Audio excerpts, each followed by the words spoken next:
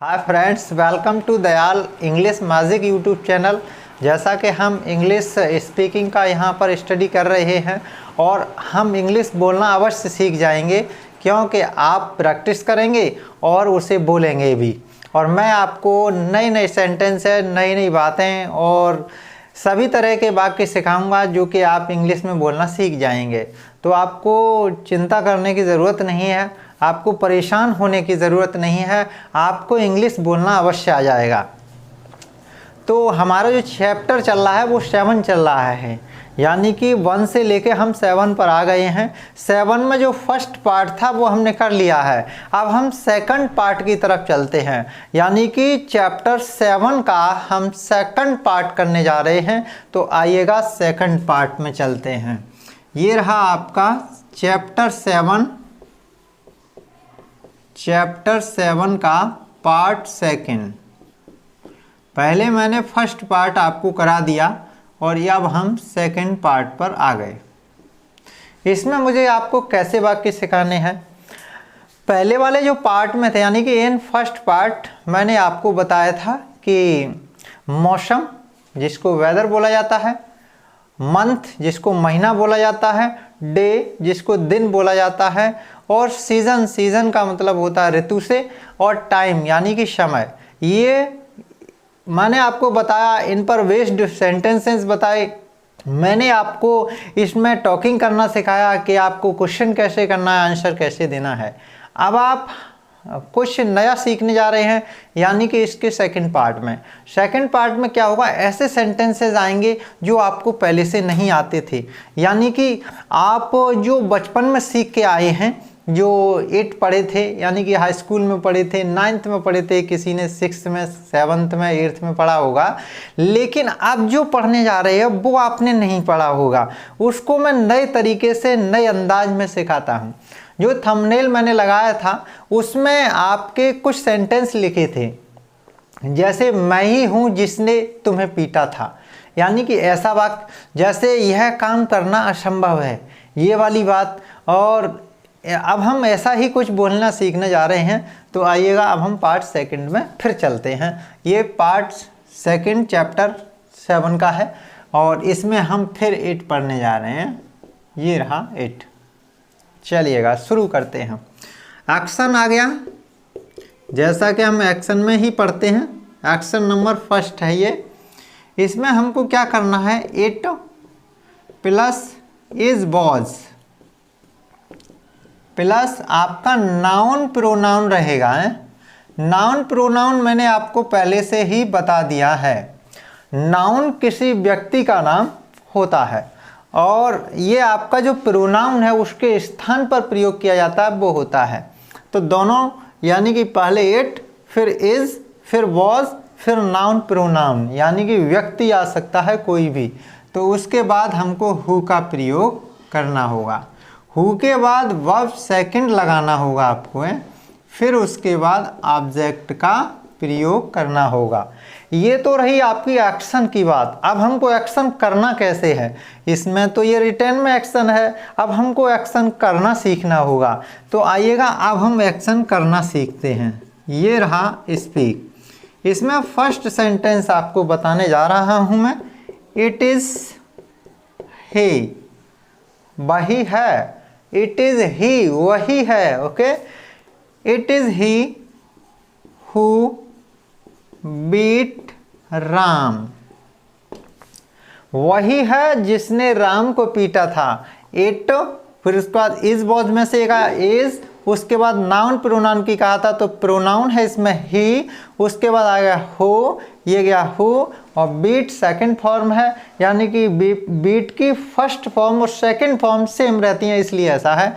और राम, ओके, वही है जिसने राम को पीटा था। तो इसकी हिंदी लिखिए, वही है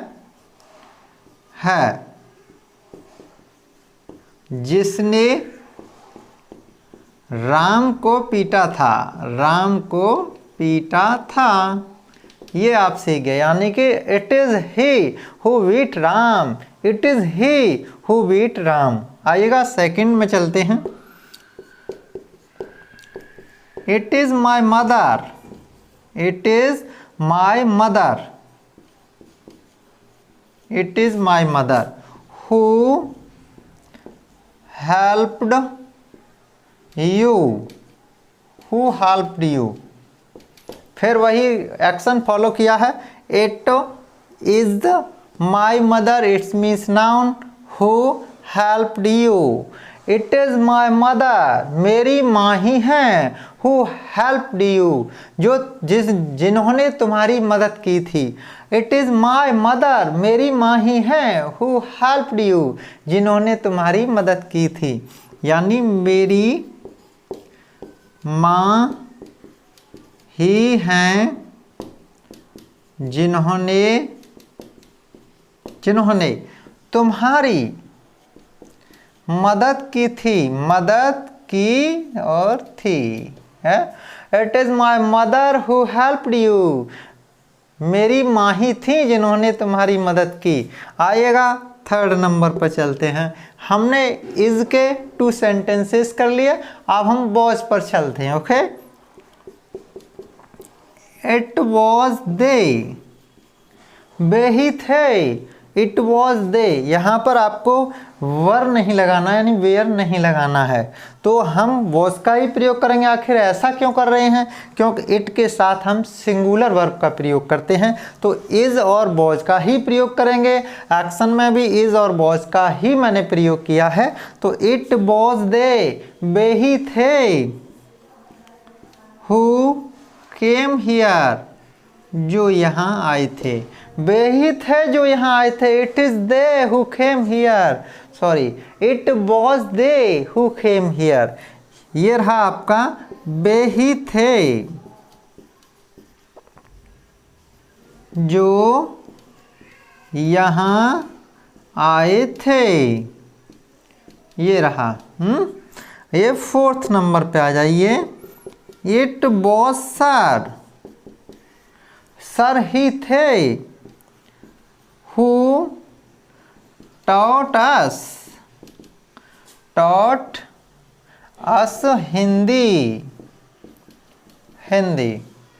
जैसे कोई इंग्लिश के सर हैं और आपको हिंदी पढ़ा देते तो उनके बारे में बात कर रहे हैं। इट वॉज सर, सर ही थे, हु taught us हिंदी, जिन्होंने हमें हिंदी पढ़ाई थी। इट वॉज सर, सर ही थे, हु taught us हिंदी, जिन्होंने हमें हिंदी पढ़ाई थी। यानी कि सर ही थे जिन्होंने हमें हिंदी पढ़ाई थी, हिंदी पढ़ाई थी। ये रहा, it was sir who taught us Hindi. Okay, sir ही थे। ये लास्ट 5 सेंटेंस मैं बताऊंगा आपको, ये लास्ट है 5th। आइएगा,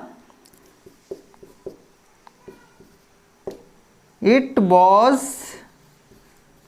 द प्रिंसिपल, प्रिंसिपल ही थे, यानी प्रधानाचार्य जी ही थे, हु बीट them, जिन्होंने उन्हें पीटा था, who beat them। आइएगा, it was the principal, प्रधानाचार्य जी ही थे, who beat them, जिन्होंने उन्हें पीटा था। यानी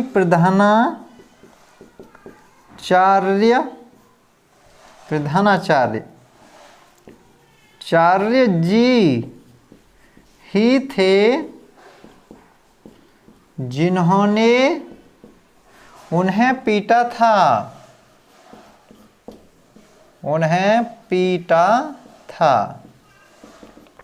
आइएगा दोस्तों, तो अब हम इनको रिवाइज करते हैं। Okay, first number, it is he who beat Ram, वही है जिसने राम को पीटा था। ओके, वही है जिसने राम को पीटा था। It is he who beat Ram. Okay, second, it is my mother who helped you, मेरी माँ ही है जिन्होंने तुम्हारी मदद की थी। It is my mother who helped you. मेरी माँ ही हैं जिन्होंने तुम्हारी मदद की थी। थर्ड नंबर पर आ जाइए। It was they who came here. वे ही थे जो यहाँ आए थे। It was they who came here. वे ही थे जो यहाँ आए थे। फोर्थ नंबर में देखिए। It was sir who taught us Hindi. Sir ही थे जिन्होंने हमें हिंदी पढ़ाई थी, यानी कि मैथ के सर थे, उन्होंने हिंदी पढ़ा दी हो, उनके बारे में बता रहे हैं हम। It was sir who taught us Hindi, जिन्होंने हमें हिंदी पढ़ाई थी। इट वॉज द प्रिंसिपल, प्रधानाचार्य जी ही थे। हु बीट देम, जिन्होंने उन्हें पीटा था। तो ये कंडीशन थी एक सेंटेंस की, जिसमें हम प्रेस करते हैं किसी के ऊपर, किसी सज्जन के ऊपर, किसी व्यक्ति के ऊपर जब हम प्रेस करके बात करते हैं, वे ही थे, हम ही थे, हम ही हैं, वही है, वही है, मैं ही हूँ, ऐसी बात जब हम करते हैं तब हम इस रूल को फॉलो करेंगे। अब आप सीख गए होंगे और आप इसे आसानी से बनाकर इस एक्शन को फॉलो करके न्यू सेंटेंसेस आप क्रिएट कर सकते हैं और आसानी से बोलना सीख सकते हैं। आइएगा अब हम सेकंड एक रूल और है, उसको भी हम सीखते हैं, यानी सेकंड एक्शन पर।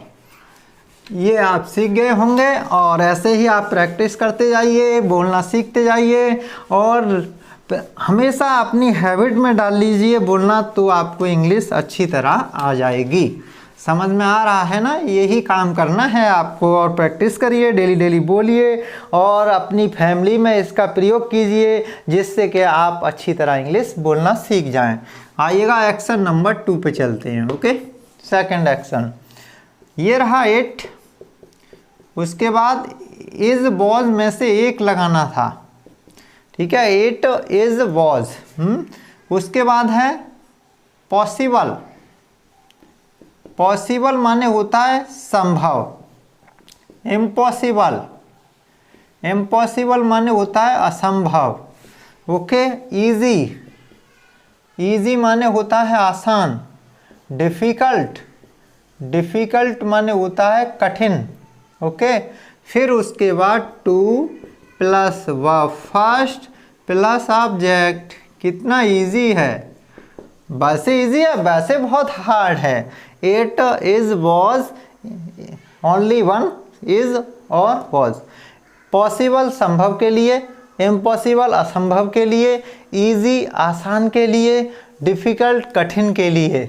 उसके बाद प्लस, फिर उसके बाद टू, वर्ब फर्स्ट, उसके बाद ऑब्जेक्ट। अब हम बोलेंगे कैसे, कहाँ बोलेंगे, वो कंडीशन बता देता हूँ। यह सवाल करना असंभव है। ओके, चांद पर पहुंचना संभव है। ऐसे यह मैच जीतना संभव है। और जैसे कोई प्रश्न की बात कर रहे हैं, ठीक है, यह प्रश्न हल करना कठिन है। मना करना है तो नेगेटिव कर देंगे, नेगेटिव को बाद में सीखेंगे, पहले हम पॉजिटिव को ही सीख रहे हैं। ओके, आइएगा अब हम बोलना सीखते हैं। इसको डस्ट करते हैं, यहाँ से शुरू करते हैं। ये रहा स्पीक। ओके, चलिएगा शुरू कर रहे हैं। अब हम बोलना सीखते हैं।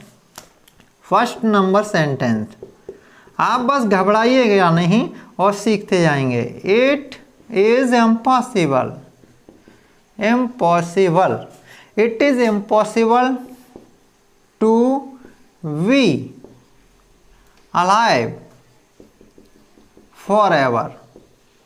ये थोड़ा डिफिकल्ट लिख दिया मैंने। ये कहा गया it is impossible to be alive for ever, यानी सदा के लिए जीवित रहना असंभव है। It is impossible, okay, it is impossible to be alive, जीवित रहना, फॉर एवर माने सदा के लिए। सदा के लिए जीवित रहना असंभव है, यानी सदा के लिए, सदा के लिए जीवित रहना असंभव है, असंभव है। क्योंकि इस संसार में सभी को मरना है, इसलिए यह बात असंभव है, इसलिए हमने इम्पॉसिबल का प्रयोग किया गया, यानी कि ये पॉसिबल नहीं हो सकता है, इसलिए ऐसा हुआ है। आइएगा, ये आपका, अब हम पॉसिबल, ये इम्पॉसिबल लगा, इसका मतलब असंभव था। It is possible, it is possible to meet the PM, यानी कि प्रधानमंत्री से मिलना संभव है, मिल सकते हैं। It is possible to meet PM. Okay, वो कहते हैं प्रधानमंत्री, या सीधा लिख दे रहा हूं, पीएम से मिलना संभव है। ये रहा आपका पॉसिबल है, संभव है। अब चलते हैं हम इजी पर। Okay, easy, it is easy है, यह आसान है। To solve this question. Okay, ये रहा आपका sentence. It is easy to solve this question. Okay, it is easy to solve this question. इस प्रश्न को हल करना आसान है। इस प्रश्न को हल करना आसान है, यानी आसान है। इजी मीन्स आसान, ये इजी और ये रहा आसान। ओके, ये पॉसिबल यानी संभव, ये इम्पॉसिबल यानी असंभव। ओके, अब हम चलते हैं फोर्थ सेंटेंस पर। फोर्थ सेंटेंस देखिएगा आप, ये रहा आपका 4 नंबर सेंटेंस, यानी अब हम डिफ़िकल्ट पर चलते हैं। It is difficult to pass the IAS exam. IAS exam, ये गया, यानी IAS की परीक्षा पास करना कठिन है, और रियली कठिन है। ओके, IAS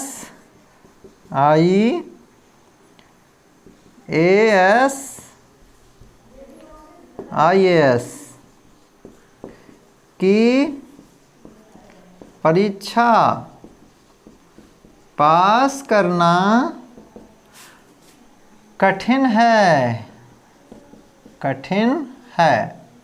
तो ये बात सही भी है, IAS की परीक्षा पास करना कठिन भी है। It is difficult to pass the IAS exam. It is difficult to pass the IAS exam. Okay, अब हम लास्ट चलते हैं।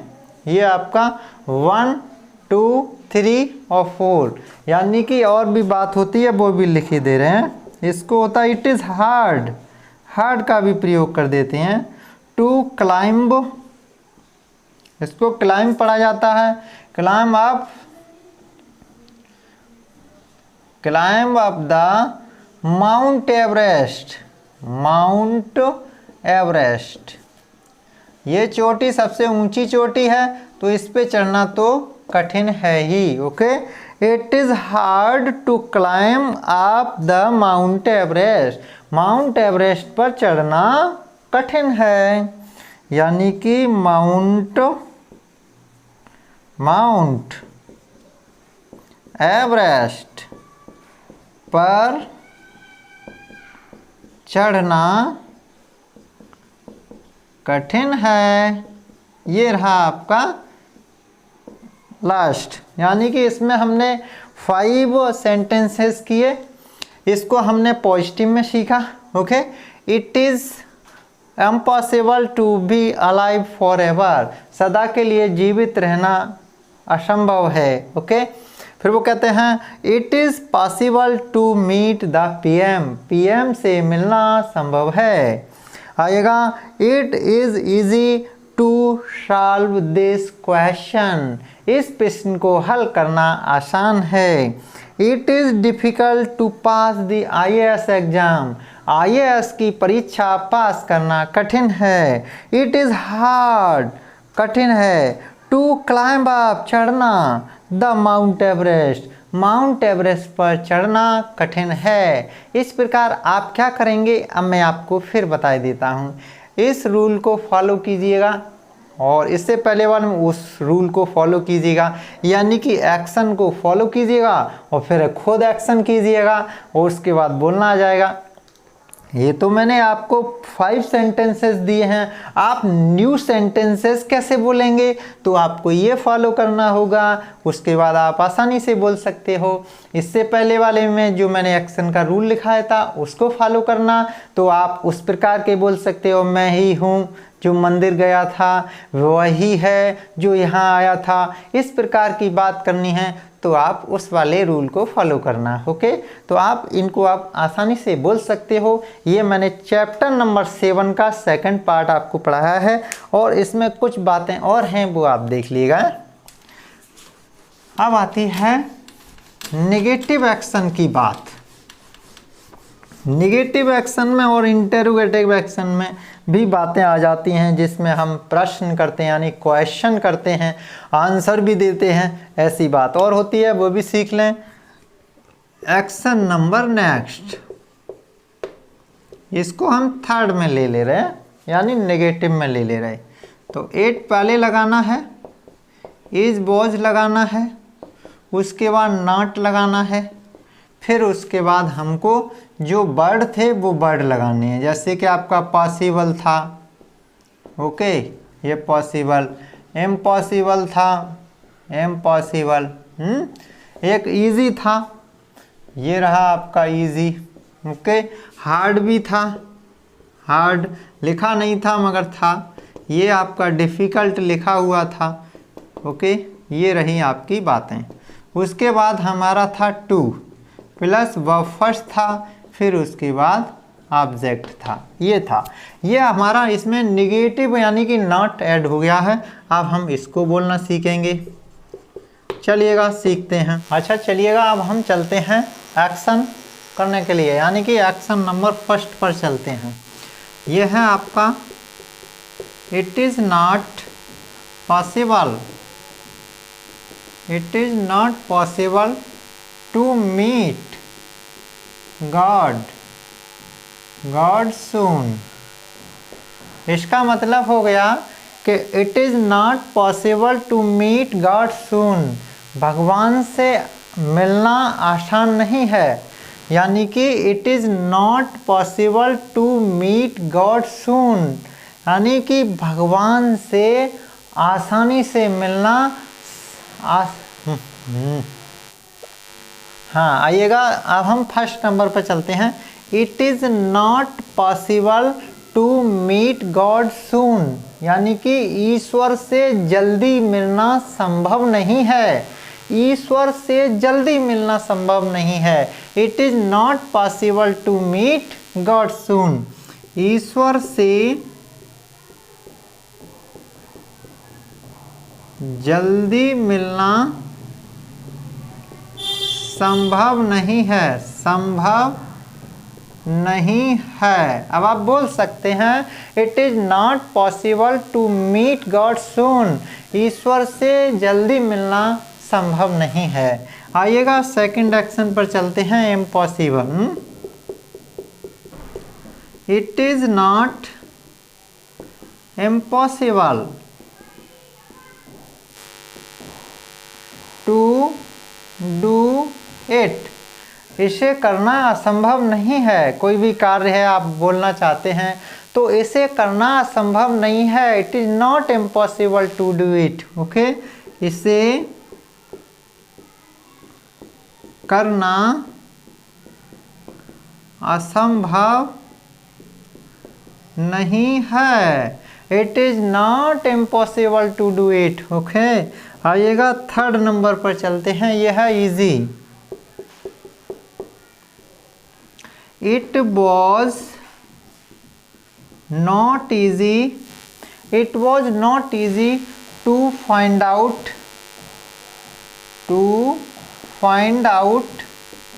इट्स सॉल्यूशन, इसका हल निकालना आसान नहीं था, इसका हल निकालना आसान नहीं था, आसान नहीं था। It was not easy to find out its solution, इसका हल निकालना आसान नहीं था। आइएगा, अब हम आते हैं 4 नंबर पर, यानी कि हार्ड पर। Okay, it is not hard to play fast. तेज खेलना कठिन नहीं है। It is not hard to play fast, यानी कि तेज खेलना कठिन नहीं है। ये रहा है। आइएगा, एक और देखिएगा आप, 1 more. It was not difficult to take money from mother.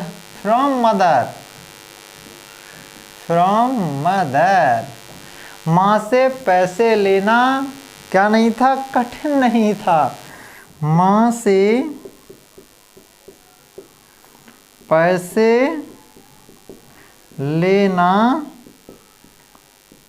कठिन नहीं था। ये रहा आपका नेगेटिव, जब आपको मना करना है। चलिएगा प्रैक्टिस करते हैं। It is not possible to meet God soon. भगवान से जल्दी मिलना असंभव है, यानी संभव नहीं है। It is not impossible to do it. इसे करना असंभव नहीं है।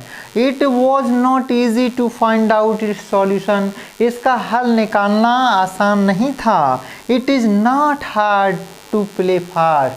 तेज खेलना कठिन नहीं है। Okay, it was not difficult to take money from mother. माँ से पैसे लेना कठिन नहीं है। ओके, या it was not difficult to take money from mother. माँ से पैसे लेना कठिन नहीं था। It was not difficult to take money from mother. माँ से पैसे लेना कठिन नहीं था। ये रहा आपका नेगेटिव। अब हम चलते हैं टॉकिंग एक्शन पर, यानी कि इंटेरोगेटिव, जिसमें हम क्वेश्चन करते हैं और आंसर भी देते हैं। क्वेश्चन करने के बाद आंसर देना सीखते हैं। ओके, चलिएगा, हम एक्शन नंबर 4 में सीखेंगे ऐसा करना है। तो 4 नंबर एक्शन पर चलते हैं। चलिएगा, ये रहा हमारा 4 नंबर एक्शन। इसमें आपको इज वॉज पहले बोलना होगा, फिर उसके बाद इट बोलना होगा, फिर उसके बाद जो था वो लगाना है, यानी possible. Okay, impossible, possible, impossible. Okay, ये है हार्ड, और इसके बाद इजी, ये रहा इजी, और ये रहा two plus verb first plus object, ये रहा ऑब्जेक्ट। अब हमको क्या करना है? बोलना सीखना है। ये रहा आपका स्पीक। आप बस सीखते जाइएगा। आप बस क्या है, जो मैं बताऊं उसको लर्न कीजिएगा और समझिएगा। समझने के बाद बोलिएगा। नेचुरली वे में आप बोलिएगा, बिल्कुल कॉमन तरीके से बोलिएगा। आप आसानी से बोलना सीख जाएंगे। आइएगा, एक्शन करते हैं। Is it possible to it is possible to do yoga. क्या योगा करना संभव है? बिल्कुल संभव है, यस। और अगर किसी के लिए संभव नहीं है तो वो बोलेगा no. Okay, first number answer हो गया, यस, नो। उसके बाद second number, was it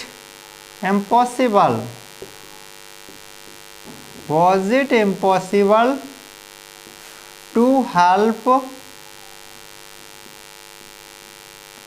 friends. Okay, was it impossible to help friends. मित्रों की सहायता करना क्या असंभव था? ओके, तो वो कहता है यस, और वो मना करता है नो। ऐसी भी कभी कभी कंडीशन हो जाती है, आप मदद नहीं कर सकते हैं, तो ना में भी आंसर हो सकता है, नो हो सकता है, यस हो सकता है। आइएगा, अगला देखिएगा, is it hard to earn money by YouTube. वो कहता है क्या यूट्यूब से पैसे कमाना कठिन है। वो कुछ लोग कहते हैं यस, कुछ लोग कहते हैं नो, यानी कि जो कर सकते हैं वो बोलते हैं नो, और जो नहीं कर सकते हैं वो बोलते हैं यस, जिनको महसूस होता है कि कठिन है। ओके, अब आइएगा easy. Was it easy to take money from father. क्या पिताजी से पैसे लेना आसान था।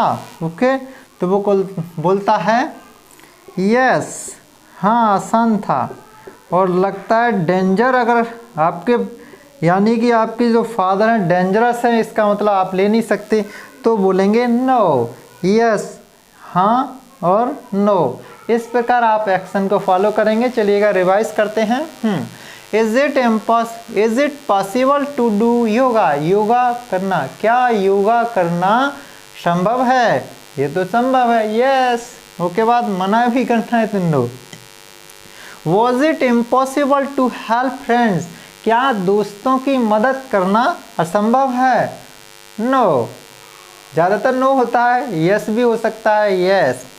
उसके बाद आ जाइएगा, ये हमारा आंसर है, ये भी आंसर है, और ये भी आंसर है। ओके, फिर वो बोलता है is it hard to earn money by YouTube. YouTube, क्या यूट्यूब से पैसा कमाना हार्ड यानी कठिन है। तो वो बोलता है यस, बोलता no. Okay, was it easy to take money from father. क्या पिताजी से पैसा लेना आसान है। बोलते हैं यस, कभी बोलते हैं नो। ओके, जिनके डेंजरस फादर होते हैं तो नहीं ले सकते पैसा, तो बोलेंगे नो। और अगर एकदम सीधे साधे फादर हैं तो आप आसानी से पैसा ले सकते हैं, तो बोलेंगे यस। ओके, इस प्रकार आप ये जो हमारा चैप्टर नंबर 7 का सेकंड पार्ट था वो यहाँ कंप्लीट होता है। उसके बाद हम नेक्स्ट चैप्टर में यानी कि 8th चैप्टर में फिर मिलेंगे।